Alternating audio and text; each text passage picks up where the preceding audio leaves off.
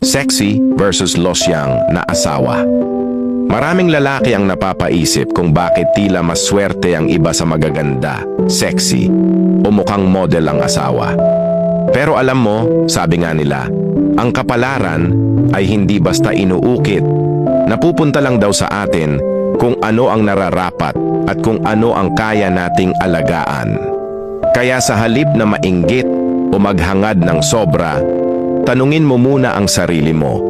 Kaya mo bang ibigay ang inaasahan mo sa iba? Kung hindi mo gusto ang itsura ng asawa mo, baka hindi ito dahil sa kakulangan niya kundi sa kakulangan mo sa pag-aalaga. Pangit ba siya? Bilhan mo ng makeup. Maitim ba ang kutis niya? Bigyan mo ng skincare. Medyo tumaba? Tulungan mo siyang mag-diet o mag-exercise. Mukhang losyang? Siguro kailangan lang niya ng bagong damit o oras para magpaganda. Pero eto ang tanong, may pera ka bang pambili? O baka naman kaya siya nagkakaganyan dahil inuunan niyang pagkasyahin ang maliit na kita mo? Na minsan pa, binabawasan mo pa dahil sa bisyo o luho mo.